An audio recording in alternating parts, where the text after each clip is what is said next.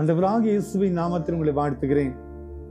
பாருங்க, 2 கொரிந்தியர் 15:57 ஜெயம் கொடுக்கும் தேவனுக்கு ஸ்தோத்திரம் என்று வாசிக்கிறோம். Thanks be to God which giveth us the victory. பாருங்க, ஜெயம் கொடுக்கும் தேவன் அவரை நான் துதிக்கிறேன். ஜெயம் கொடுக்கும் தேவனுக்கு ஸ்தோத்திரம். பாருங்க, ஜெயம் கொடுப்பது அவருடைய கரத்தில் இருக்கிறது. வெற்றி கொடி ஏற்றுகிறது அவருடைய கரத்தில் இருக்கிறது. ஆசா அழகான ஜபத்தை ஏறெடுக்கிறார். ஆண்டவரே, பெலன் உள்ளவனுக்காகிலும் பெலன் அற்றவனுக்காகிலும் உதவி செய்வது மக்கள் லேசான காரியம். நீர் எனக்கு உதவி செய்த நான் ஜெயிப்பேன். நீர் என்னுடைய எதிரிக்கு உதவி செய்து விட்டான், அவன் ஜெயித்து விடுவான். ஆனால் என்னுடைய வாழ்க்கையில நீர் யாரோடு கூட இருக்கிறீர் என்பதுதான் முக்கியம். நீர் இருக்கிற இடம் அந்த ஜெயமாய் மாறும்.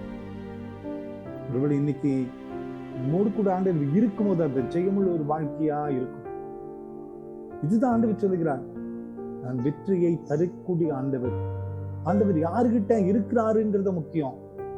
நம்மோடு கூட இருக்கிற ரதமும் பெலனும் முக்கியம் அல்ல. எதிரி கையில இருக்கிற ரதமும் குதிரைகளும் முக்கியம் அல்ல.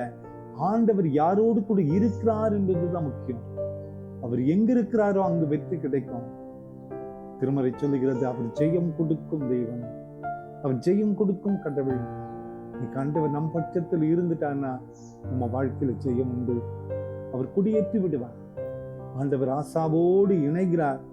இந்த உலகத்தினுடைய பார்வையில மெஜாரிட்டி ஜெயிக்கும், மைனாரிட்டி தோத்துரும். அந்த ஆண்டவர் மைனாரிட்டி எங்க இருக்காங்களோ அவர்களோடு இணைந்து கொள்ளுகிறார். எவ்வளவு பெரிய மெஜாரிட்டி வந்தாலும் அந்த மைனாரிட்டியை ஜெயிக்க செய்கிற ஒரு ஆண்டவர் தான். அவரோட இன்னைக்கு நாம் சிறுமைப்பட்டு பலவீனப்பட்டு சோர்ந்து போய் பெலன் இல்லாம கவலையோடு உடைந்த உள்ளத்தோடு காணப்படலாம். ஆனால் ஜெயம் கொடுக்கும் தேவன் நம்மோடு கூட இருக்கும் போது நமது வாழ்க்கை எப்படிப்பட்ட எதிரிகளையும் தாண்டி செல்லக்கூடிய பலத்தை நாம் பெற்றுக்கொள்ள முடியும். கவலைப்படாதிருங்கள், ஜெயம் கொடுக்கும் ஆண்டவர் நம்மோடு கூட இருக்கிறார். இந்த நம்பிக்கையோடு இந்த புதிய நாளை ஆரம்பிப்போம். நாம் போகிற பாதை எல்லாவற்றிலும் ஜெயத்தை நாம் காண்போம். நிச்சயமாய் நம்மை நினைத்திருக்கிற ஆண்டவர் இந்த ஜெயத்தை நமக்கு தருவார். நம்மை மகிமையுள்ள பாதையில் ஜெபம். அன்பின் ஆண்டவரே, இந்த காலை நேரத்துல நீர் எங்கள் பட்சத்தில் இருப்பதற்காக நன்றி ராஜா.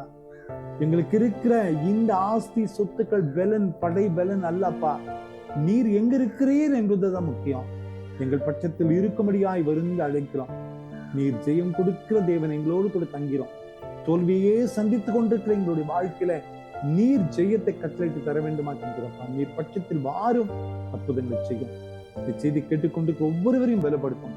பிறந்த நாளையும் திருமண நாளையும் நினைவு கூறுகிற பிள்ளைகளுடைய வாழ்க்கையில ஒரு விசேஷத்த ஜெயத்தை இந்த நாட்களில கட்டளையிட்டாங்க. இயேசுவின் மூலம் ஜெபங்களும் எங்கள் நல்ல பிதாவே. ஆமென், ஆமென், ஆமென்.